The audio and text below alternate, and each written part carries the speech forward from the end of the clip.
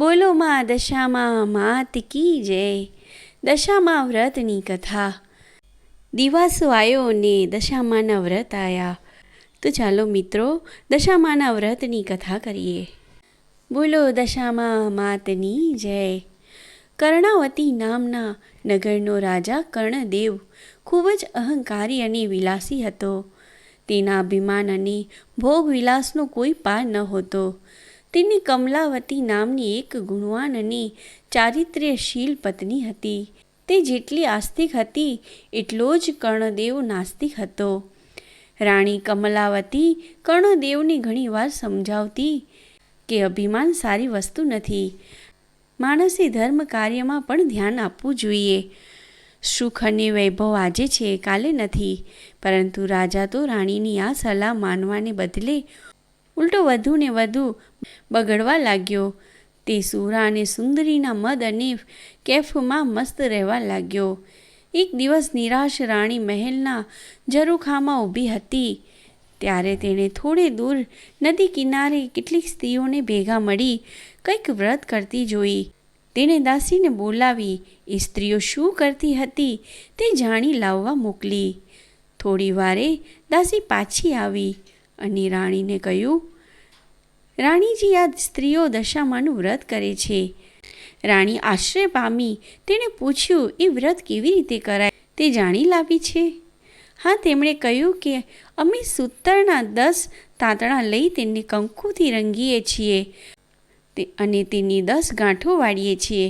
વળી દશામા માતાની માટીની મૂર્તિ બનાવી તેની પૂજા કરીએ છીએ. આ સાંભળી રાણીને પણ દશામા વ્રત કરવાનું મન થયું. તેણે રાજાને વાત કરી. રાજાએ હાંસી ઉડાવતા કહ્યું, રાણી, આ વ્રત બધું ધનિક છે.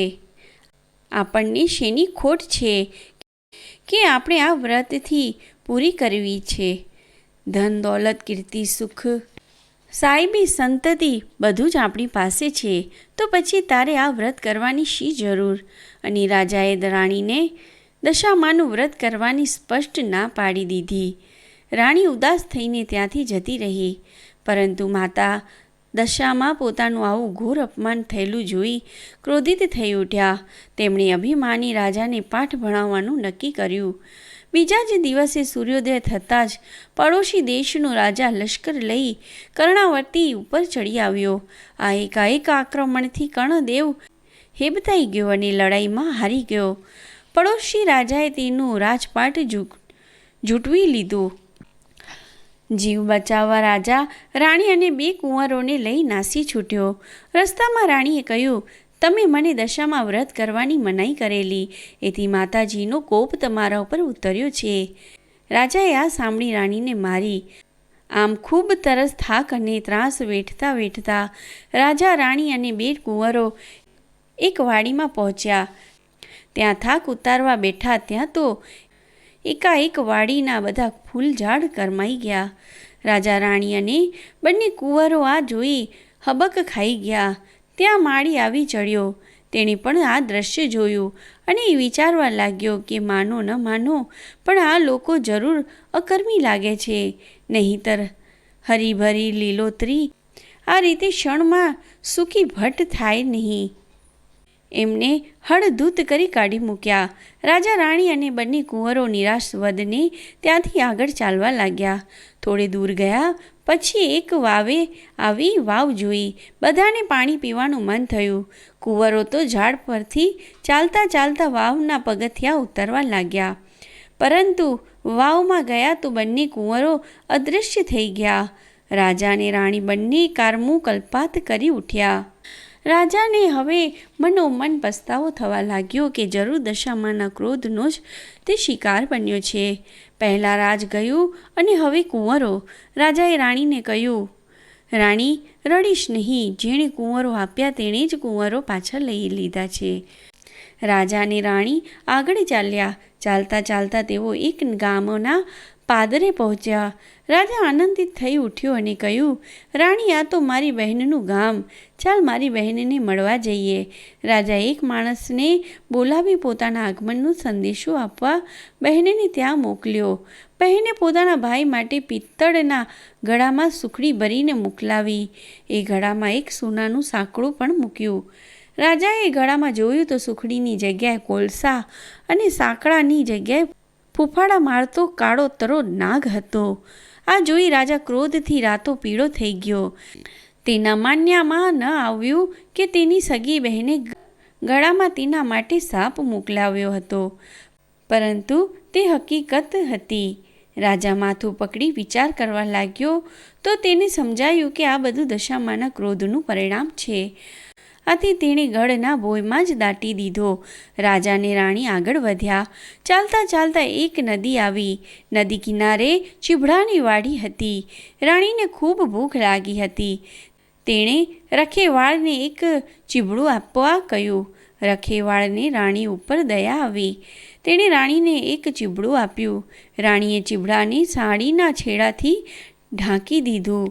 રાણીને થયું કે કોઈ કૂવાના કિનારે શાંતિથી ચીભડું ખાઈ પાણી પીશું. રાજા રાણી થોડી દૂર ગયા હશે. ત્યાં જ તેમની પાછળ સૈનિકો આવી પહોંચ્યા. તેમણે બંનેને રોક્યા અને તેમની ઝડતી લીધી. તેમણે રાણીની સાડીના છેડામાં ઢાંકેલું નાસી ગયેલા રાજકુંવરનું માથું સંતાડેલું મળ્યું.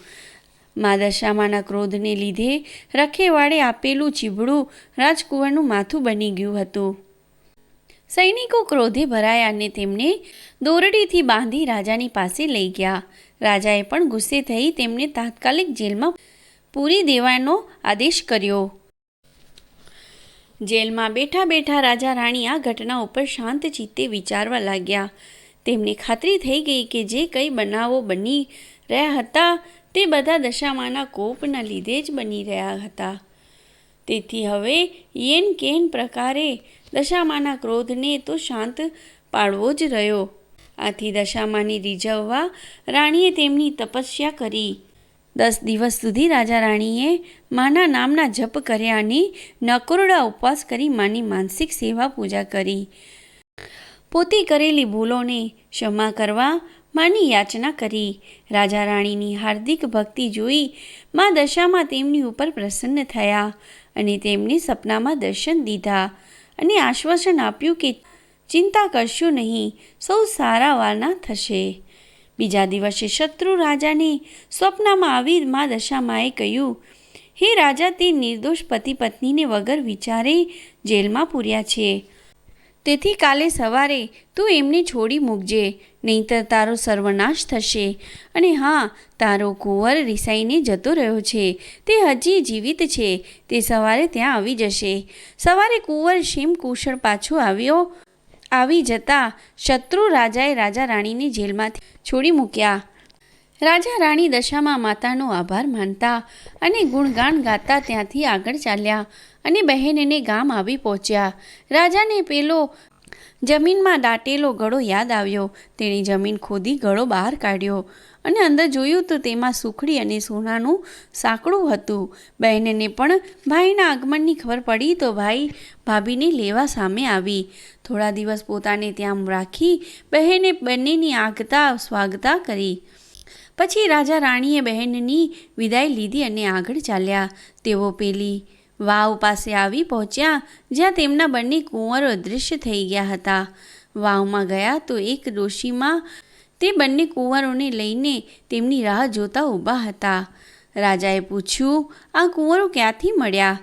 જવાબમાં દશામા માતાએ તેમનું અસલ સ્વરૂપ પ્રકટ કર્યું અને રાજા રાણીને આશીર્વાદ આપતા કહ્યું, હે રાજન, તારી રાણીની ભક્તિથી હું પ્રસન્ન થઈ છું. તેની ધર્મપરાયણતા અત્યંત પ્રશંસનીય છે. તું પણ હવે તો સુધરી ગયો છે. જા, તને તારું જૂટવાઈ ગયેલું રાજ્ય પાછું મળશે. દશામાની કૃપાથી રાજા ગદગદ થઈ ગયો અને તેમના પગે પડી કહ્યું, માં, તમે તો દયાળુ છો. તમારો મહિમા અપરંપાર છે. તમારી કસોટીમાંથી પાર ઉતરવું પામર માનવી માટે કઠિન છે. તેથી માં, સૌના ઉપર દયાની અમી દ્રષ્ટિ રાખજો. દશામાએ કહ્યું, હે રાજન, જે કોઈ દશામાનું વ્રત રાખશે તે મારી અમી દ્રષ્ટિને પાત્ર થશે. જે કાંઈ પણ મારું અપમાન કરશે તે મારા ક્રોધનો ભોગ બનશે. અને દશામાં અદૃશ્ય થઈ ગયા. પછી રાજાએ પ્રજાનો સાથ લઈ શત્રુ રાજા સાથે લડાઈ કરી અને પોતાનું રાજ્ય પાછું મેળવ્યું. રાજાએ નિષ્ઠાથી મા દશામાનું મંદિર બંધાવ્યું અને પ્રજામાં તેમનો મહિમા વધાર્યો. માના પ્રતાપથી તેઓ સુખ શાંતિમાં જીવન પસાર કરવા લાગ્યા. જય દશામાં. દશામાં જેવા રાજા રાણીને ફળ્યા તેમ સર્વને ફળજો. વ્રત કરનાર, વાર્તા લખનાર, વાર્તા વાંચનાર સર્વની દશા સુધારજો. સુખ સંપત્તિ અને સંતતિ આપજો. શ્રદ્ધા અને વિશ્વાસ અને સનિષ્ઠા પ્રદાન કરજો. જય મા દશામાં, જય મા દશામાં. મિત્રો, જો તમે આ ચેનલ પર નવા હોય તો આ ચેનલને સબસ્ક્રાઈબ કરી દેજો ને આ વિડીયો ગમ્યો હોય તો આગળ લાઈક શેર કરજો. ધન્યવાદ.